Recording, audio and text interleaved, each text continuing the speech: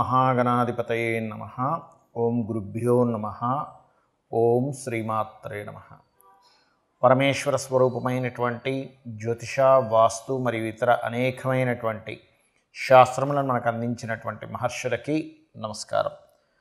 హయగ్రీవ హయగ్రీవ హయగ్రీవేతి యో వదేత్ తస్య నిస్సరతే వాణి జహ్నుకన్యా ప్రవాహవత్. అరుణాం కరుణాతరంగితాక్షీం ధృతపాశాంకుశపుష్పబాణచాపాం అనిమాదిభిరావృతాం మయూకైః అహమిత్యేవ విభావయే భవానీం. శ్రీమాత్రే నమః. ఓం పితృదేవతాభ్యో నమః. మనం ఈరోజు చెప్పుకోబోయేటువంటి టాపిక్ ఏమిటి అంటే 12 లగ్నాల వారు ఏ విషయాల పట్ల జాగ్రత్త వహించాలి, ఏ ఉపాసన చేసుకోవాలి, ఏ విషయాల వల్ల వీళ్ళకి కలిసి వచ్చే ఆస్కారం అధికంగా ఉంది అనే విషయాలు మనం ఇప్పుడు తెలుసుకుందాం. ఒకవేళ లగ్నం తెలియలేదు మీకు, రాశి చూసుకోవచ్చు. అంటే మేషరాశి, మాది మేషరాశిలో అశ్విని, భరణి, కృత్తిక, ఒకటో పాదం కూడా ఇదే వర్తిస్తుంది అంటే ఇదే వర్తిస్తుంది. అయితే ఫస్ట్ ప్రిఫరెన్స్ లగ్నానికి ఇవ్వండి, సెకండ్ ప్రిఫరెన్స్ రాశికి ఇవ్వండి లగ్నం తెలియని పక్షంలో. బికాజ్ ఆఫ్ మనిషి యొక్క మనస్సు కాబట్టి సెకండ్ ప్రిఫరెన్స్ దానికి ఇవ్వచ్చు, అందులో ఎటువంటి దోషం లేదు. అయితే దీనికి సంబంధించినటువంటిది ఇది మీరు పలానా లగ్నంలో లేదా రాశిలో పుట్టినందుకు ఇవి చెప్తున్నా. బట్ మీ పర్సనల్ చార్ట్ బట్టి కొన్ని కండిషన్స్ ఉంటాయి, అది నేను మీకు వీడియో ఆఖరిలో చెప్తాను. వీడియో ఆఖరి వరకు చూసినట్లయితే మీకు పరిపూర్ణంగా తెలుస్తుంది. ఇప్పుడు ఒక్కొక్క లగ్నం గురించి మనం తెలుసుకుందాం. కర్కాటక లగ్నము, కర్కాటక రాశి. లగ్నం తెలిస్తే హ్యాపీగా లగ్నం నుంచి చూసుకోవచ్చు. లేదంటే నాకు రాశి మాత్రమే తెలుసు, లగ్నం మా వాళ్ళు డిసైడ్ అంటే నోట్ చేయలేదు టైమ్ ఆఫ్ బర్త్ని కాబట్టి మాకు తెలియదు అనుకునేటువంటి వారు ఈ రాశిలో ముందుగా ఏ నక్షత్రాలు ఉంటాయో చూసుకోవాలి. అందులో పునర్వసు 4వ పాదము, పుష్యమి నక్షత్రము మరియు ఆశ్లేష నక్షత్రం ఉంటుంది. పునర్వసు వారు నిద్ర లేస్తూనే మీరు దత్తుని యొక్క నామస్మరణతో జయ గురుదత్త, శ్రీ గురుదత్త అనే నామస్మరణతో నిద్ర లేస్తూ ఒక 10 నిమిషాలు మెడిటేషన్ చేసుకొని మీ పనులు ప్రారంభించండి. మీ యొక్క మైండ్ సెట్ ఎంత స్ట్రాంగ్గా ఉంటుందంటే అలా కనుక చేసుకున్నట్లయితే అద్భుతమైనటువంటి లైఫ్ని మీరు చూస్తారు ఈ ప్రక్రియ స్టార్ట్ చేసినప్పటి నుంచి. అదేవిధంగా పుష్యమి నక్షత్రం వారు వెంకటేశ్వర స్వామిని, అదేవిధంగా ఆశ్లేష నక్షత్రం వారు విష్ణువుని అంటే ఓం విష్ణవే నమః, ఓం నమో నారాయణాయ మంత్రం కానీ, ఈ యొక్క పుష్యమి వారు ఓం నమో వెంకటేశాయ అన్న నామస్మరణతో ఒక 10 నిమిషాలు కనుక ఉదయం నిద్ర లేచిన వెంటనే చేసినట్లయితే మీ మైండ్ సెట్ మీరే అబ్జర్వ్ చేస్తారు ఎంత స్ట్రాంగ్ అవుతుంది అనేటువంటిది. ఇక మీరు ఈ కర్కాటకం వారు తీసుకోవాల్సిన ముఖ్యమైనటువంటి జాగ్రత్తలు ఏమిటి? ముఖ్యంగా గుర్తుపెట్టుకోండి, బంధువర్గం లేదా సిబ్లింగ్స్ వరుస వాళ్ళ వల్ల మీకు ఏదైనా వాళ్ళ బాధ్యతలు మీరు తీసుకోవడం కానీ, వాళ్ళ వల్ల కొంత స్ట్రెస్ అవ్వడం కానీ, అంటే ఈ కర్మ మీతో ఈ సంబంధంగా కలిగి ఉంటుంది. అదేవిధంగా జీవిత భాగస్వామి అండ్ సిబ్లింగ్ వరుస వాళ్ళు, ఇక్కడ మీ యొక్క కర్మ వీటిలో కనెక్ట్ అయి ఉంటుంది. ఇది బాగా అర్థం చేసుకోండి. అలాగే మరొకటి ఏంటంటే ఇంకా చూసుకున్నట్లయితే మీరు పొరపాటును కూడా మీ యొక్క ప్రాపర్టీ రిలేటెడ్ సంబంధించిన విషయంలో ఏదైనా చిన్నపాటి మిస్టేక్ చేశారంటే కర్కాటకంలో జన్మించి, కర్కాటక లగ్నం ఆ రాశిలో జన్మించి, అదే మీ లైఫ్లో ఒక బ్యాడ్ దీనిలోకి తీసుకెళ్తుంది. గుర్తుపెట్టుకోండి. అంటే ఏమిటి, ఎలాంటి తప్పులండి? ఇల్లు నిర్మాణం చేసుకునేటప్పుడు వాస్తుపరంగా అనుకోండి, లేదా ఏదైనా ఒక ఆస్తి సంబంధించిన విషయాలు వచ్చినప్పుడు కొంచెం మనం ఒక్కోసారి రాసిపడి ఏదో చిన్న తప్పులు చేస్తున్నాం అటువంటివి చేసినప్పుడు, ఎందుకంటే పర్టికులర్గా అవి క్లియర్ చేసుకోవడానికి మీరు పుట్టారు కర్కాటక లగ్నంలో. అది క్లియర్ చేసుకోవడం కాకుండా దాంట్లో ఇంకేదైనా మిస్టేక్ చేశారా, మళ్ళీ అది ఆ కర్మ వెంటాడుతూ ఉంటుంది. అది రోగరూపేనో లేకపోతే ఇంకొక రూపేనో వస్తూ ఉంటుంది. గుర్తుపెట్టుకోండి. కాబట్టి ఈ యొక్క అంశాల్లో చాలా జాగ్రత్తగా ఉంటూ, ప్రధానంగా మీకు మెడికల్ లైన్స్ సంబంధంగా మీకు మంచి ధనయోగాలు ఏర్పడుతూ ఉంటాయి. క్రియేటివ్ లైన్స్ మూలంగా ఏదైనా ధనయోగాలు మీకు వస్తున్నట్లయితే దానిలో ఎట్టి పరిస్థితుల్లో మీరు వదులుకోకండి. ఓకే.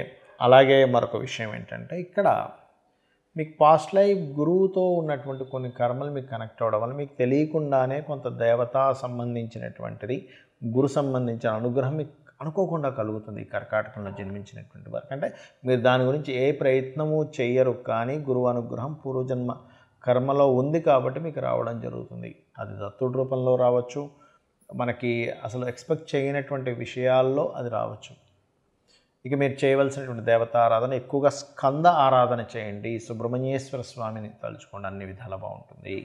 ఇప్పటి వరకు మనం ఏదైతే చెప్పుకున్నామో మీది గనక పలానా లగ్నం అయితే పలానా విషయాలు జాగ్రత్తగా ఉండండి అని, పలానా ఉపాసన చేయండి అని, లేకపోతే పలానా విషయాలు మీకు అందిపుచ్చుకుంటారని, మీ లైఫ్లో ఈ విషయాల్లో బాగుంటుందని మనం ఏవైతే చెప్పుకున్నామో ఇవన్నీ కూడా మీ లగ్నం బేస్ చేసుకొని దీన్ని స్థిరంగా ఉండేటువంటి కారకత్వాలు అంటారు. అంటే పలానా లగ్నంలో పుట్టాము అంటే పంచమాధిపతి రవి అవుతాడు మేషంలో పుడితే, లేదా వృషభంలో పుడితే పంచమాధిపతి బుధుడవుతాడు, అదే మిథునంలో పుడితే పంచమాధిపతి శుక్రుడు అవుతాడు, లేకపోతే లగ్నాధిపతి బుధుడవుతాడు. ఇట్లా కొన్ని కాంబినేషన్స్ బట్టి చెప్పుకున్నాం. మరి పర్సనల్ చార్ట్లో ఇది ఏమైనా మార్పు వస్తుందా అంటే ఖచ్చితంగా పర్సనల్ చార్ట్ దగ్గరికి వచ్చేసరికి మార్పు వస్తుంది. ఎలాగా అంటే చెప్తాను చూడండి. ఇప్పుడు టీటీ ఇంజెక్షన్ ఉంది. టీటీ ఇంజెక్షన్ ఏదైనా సెప్టిక్ అయితే వేస్తారు. ఇప్పుడు ఆ ఇంజెక్షన్ అందరికీ పడదు. కొంతమందికి టెస్ట్ చేస్తారు, మీరు కొంతసేపు కూర్చోండి. ఎందుకండి అది అందరికీ వాడడానికే కదా అంటే కొంతమందికి స్పెసిఫిక్గా కొన్ని పడవు. కొన్ని ఫుడ్స్ కావచ్చు, కొన్ని మెడిసిన్స్ కావచ్చు, కొన్ని వాతావరణాలు కావచ్చు, కొంత నీరు కూడా. ఒక్కోసారి చూడండి, నేను వేరే దగ్గరికి వెళ్ళానండి, అక్కడ వాటర్ నాకు పడలేదండి అంటాం, అక్కడ గాలి నాకు పడలేదండి అంటాం, ఆ ఫుడ్ నాకు పడలేదండి అంటాం. ఎందుకంటామండి? మరి మిగతా 100 మంది బాగానే ఉన్నారుగా, నీకు ఒక్కడికి ఎందుకు ఇలా అయిందంటే బికాజ్ ఆఫ్ ఎవరి శరీరతత్వాన్ని బట్టి వారికి ఎలా అయితే కొన్ని విషయాలు బాగా పడతాయి, కొంతమందికి బాగా పడవు. అదేవిధంగా సబ్జెక్ట్స్ కూడా చూడండి, 40 మంది పిల్లల్ని కూర్చోబెట్టి టీచర్ చెప్తే అందులో ఒకరికి అద్భుతంగా అర్థమవుతుంది, కొంతమందికి అసలు సబ్జెక్ట్ అర్థం కాదు. ఎందుకు? మరి అందరికీ ఒకలాగే చెప్పింది కదా టీచర్ అంటే బికాజ్ ఆఫ్ వాళ్ళకున్నటువంటి అవగాహన, వాళ్ళకున్న ఇంట్రెస్టు, ఇవన్నీ మనం బేరేజ్ చేసుకుంటాం. అంటే పర్సనల్గా ఉండే వాళ్ళ తెలివితేటలు కానీ వాళ్ళకుండే శరీరతత్వాన్ని బట్టి వాళ్ళకి తెలుస్తూ ఉంటుంది. అలాగే మీ జన్మజాతకంలో ఉండే కాంబినేషన్స్ ఇప్పుడు నేను చెప్పినవి ఏవైతే ఉన్నాయో కొంతవరకు అది మారుస్తూ ఉంటుంది. అంటే ఉదాహరణకి నేను మీకు మేషలగ్నం వారికి అప్పుల విషయంలోనే మెయిన్గా జాగ్రత్తగా ఉండాలని చెప్పాను. కానీ వారి జన్మజాతకంలో కొంచెం బుధుడు బాగున్నాడు అనుకోండి, అప్పుడు అంత ప్రమాదం రాదు. లేదా బుధుడు ఇంకా పాడైపోయాడు ఉదాహరణకి, అప్పుడు ఇంకా ఎక్కువ ప్రభావం వస్తుంది. సో ఇలాంటివి చూసుకోవాలి. అంటే ఏమిటి? నేను ఏదైనా ఆరోగ్యం గురించి చెప్పానంటే మీ జాతచక్రంలో రవిని చూసుకోండి. రవి బాగున్నాడంటే మీరేం కంగారు పడక్కర్లేదు. రవి కనుక పాడేయాడంటే ఇంకొంచెం జాగ్రత్తగా ఉండాలి. మానసిక విషయాల గురించి చెప్పాను, చంద్రుడు బాగున్నాడు, ఎక్కువ కంగారు అక్కర్లేదు. చంద్రుడు పాడయ్యాడు, అప్పుడు మీరు బియ్యం దానం ఇవ్వడమో చేయండి. అలా కాకుండా యాక్సిడెంట్సో లేకపోతే భూ వివాదాలు ఎక్కువగా ఉంటాయి ఈ లగ్నం వారికి అని చెప్పాను అనుకోండి, అప్పుడు మీరు చేయవలసింది ఏంటంటే కుజుడు బాగున్నాడా టెన్షన్ ఏం పెట్టుకోకండి. కుజుడు పాడైతే అప్పుడు మీరు కందులు దానంగా ఇవ్వడం, సుబ్రహ్మణ్యేశ్వర స్వామి ఆరాధన చేసుకోవడం, వారాహి అమ్మవారి ఆరాధన చేసుకోవడం చేయండి. అదేవిధంగా బుధుడు పాడయ్యాడు, అప్పుడు విష్ణు సహస్రనామాలు బాగుంటే ఏం టెన్షన్ పడక్కర్లేదు. అంటే ఇప్పుడు నేను చెప్పినటువంటివి ఏవైతే ఉన్నాయో గ్రహం కనుక బాగుంది, ఆ రాసులు కనుక బాగున్నాయి, టెన్షన్ పడకండి. ఆ రాసులు బాగోలేవండి, ఆ గ్రహం పాడైంది, మరింత ఎక్కువ జాగ్రత్త తీసుకోండి అని నేను మీకు ఒక క్లారిటీ ఇస్తున్నాను. అదేవిధంగా గురువు అయితే శనగల దానంగా ఇవ్వడం, గురువులు అంటే ఏదైనా బంగారానికి సంబంధించినటువంటి టీచింగ్ లైన్స్ సంబంధించిన విషయాల్లో కొంత జాగ్రత్తగా ఉండాలి.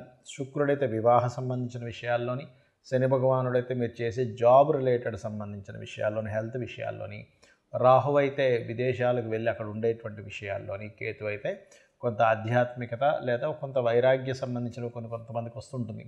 అది పర్టికులర్గా ఏంటంటే కొన్నిసార్లు అయ్యో ఇటువంటి వైరాగ్యం ఈ సమయంలో రావడం ఏమిటి అనుకుంటూ ఉంటాం. ఏది మన మహాభారతంలో ఆ యొక్క యుద్ధం జరిగే సమయంలో అర్జునుడికి వచ్చినట్టు, అంటే ధర్మాన్ని వీడి ఒక రకమైన వైరాగ్యం. అప్పుడు కృష్ణుడు లాంటి వాడు మనకు కావాలి. ఆ శ్రీకృష్ణ పరమాత్మ యొక్క భగవద్గీత ఎవరైతే వింటారో ఈ వైరాగ్యం కూడా తగ్గుతుంది. సో నేను చెప్పినటువంటివి పర్సనల్ చార్ట్లోకి వచ్చినప్పుడు కొంత మార్పు వస్తుంది అనేటువంటి విషయాన్ని మీరు అర్థం చేసుకుంటూ నేను చెప్పినటువంటి పరిహారాలు మీరు చేసుకొని ఆ పితృదేవతల అనుగ్రహం కూడా పొంది లలితాంబిక అమ్మవారి యొక్క అనుగ్రహం కూడా పొందాలని మనస్ఫూర్తిగా కోరుకుంటూ మీ యొక్క జీవితాలు మరింత ఉజ్వలంగా మరింత సక్సెస్ఫుల్గా సాగాలని మనస్ఫూర్తిగా కోరుకుంటూ శ్రీమాత్రే నమః.